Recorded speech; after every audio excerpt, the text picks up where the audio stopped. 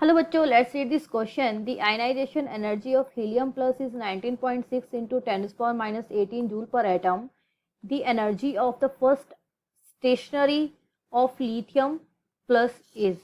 Lithium 2 plus की हमने उसकी फर्स्ट स्टेशनरी स्टेट में एनर्जी फाइंड आउट करनी है. So the key concept that we will use here is energy of an atom is proportional to the minus Z square upon N square. ये energy होती है किसी शेल में किसी एटम की. एन क्या है यहाँ पे? प्रिंसिपल क्वांटम नंबर, या फिर बोल सकते हैं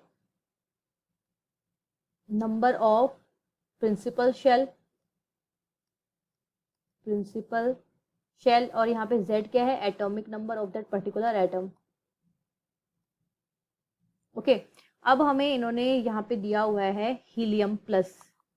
हीलियम प्लस की आयनाइजेशन एनर्जी की बात करिए तो हीलियम प्लस का मतलब क्या हो गया? Z कितना होता है? हीलियम का एटॉमिक नंबर होता है यहाँ पर 2, और आयनाइजेशन एनर्जी बोला है हीलियम प्लस की, यानी कि उसकी यहाँ ग्राउंड स्टेट कितनी होगी? 1, क्योंकि यहाँ पे आयनाइजेशन एनर्जी का मतलब है इलेक्ट्रॉन मूव किया है ground state to infinite. So principal quantum number यहाँ पर n हो गया 1 हीलियम प्लस के लिए.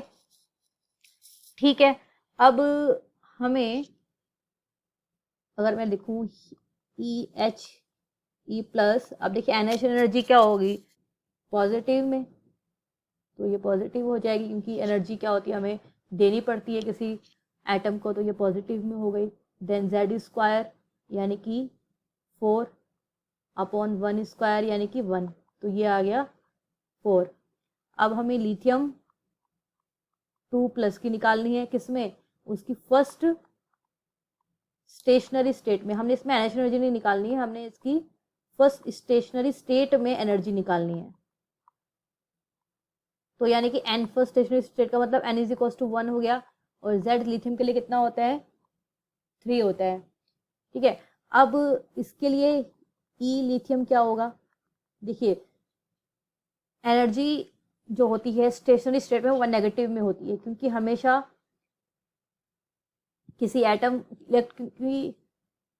क्योंकि हमेशा जो इलेक्ट्रॉन्स रहते हैं जब वो एटम के अंदर होते हैं तो उनकी एनर्जी लोअर रहती है देन अगर आपका इलेक्ट्रॉन फ्री स्टेट में है, मीन्स इनफाइनाइट स्टेट पे है और रेस्ट में है. तो जैसे अगर मैंने ये न्यूक्लियस हो गया, ये शेल हो गई, यहाँ पे मैं इस तरीके से शेल बना देती हूँ. अगर ये इलेक्ट्रॉन, हमारा इलेक्ट्रॉन शेल के अंदर है और फिर से जब एनर्जी ली तो ये इनफाइनाइट पे चले गया, यहाँ पे इनफाइनाइट में चले गया. यहाँ पर ये इलेक्ट्रॉन है अब, तो यहाँ पर ये रेस्ट पे रहता है, मूवमेंट नहीं करता क्योंकि ऑर्बिटल्स में घूमता रहता है इलेक्ट्रॉन. तो यहाँ पे इसकी एनर्जी क्या होती है? हाईएस्ट रहती है. रेस्ट में है तो 0 भी बोल देते हैं, हाईएस्ट रहती है.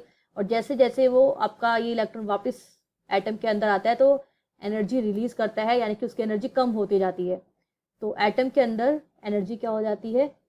लोअर हो जाती है, यानी कि शेल्स के अंदर इलेक्ट्रॉन की एनर्जी लोअर होगी, तो इसीलिए वो नेगेटिव में रहती है. तो ई लिथियम 2 प्लस की एनर्जी नेगेटिव में होगी, और फॉर्मूला ये लगा देंगे कि कंसेप्ट वाला जेड स्क्वायर लिथियम का 3 स्क्वायर अपॉन एन स्क्वायर यानी 1 स्क्वायर, यानी कि माइनस आ गया ये 9. अब हम क्या करेंगे? ई हीलियम जो था प्लस उसको, उसकी एनर्जी को डिवाइड कर देंगे ई लिथियम 2 प्लस से. तो इसकी आयनाइजेशन एनर्जी किस में है? पॉजिटिव में है. तो वो कितनी हमने सॉल्व करी है अभी? वो आई है आपकी 4, यहाँ पे डिवाइड बाय ई लिथियम कितनी आई है? 9.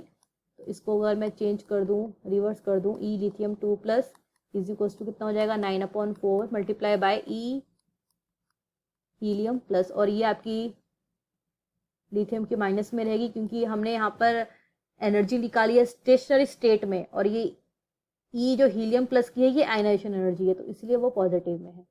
तो 9/4 multiply by E helium plus कितनी दी हुई है हमें? 19.6 इंटू 10⁻−18. इसको जब सॉल्व करते हैं तो हमारा सॉल्यूशन आ जाता है 4.41 इंटू 10⁻17 जूल पर मोल. और यहाँ पे माइनस भी था तो माइनस लगा देंगे, माइनस और ये माइनस, तो आंसर मैच करते हैं. तो ऑप्शन डी इसका आंसर हो गया -4.41 into 10⁻17 joule per atom. So I hope you understood it well. Best of luck.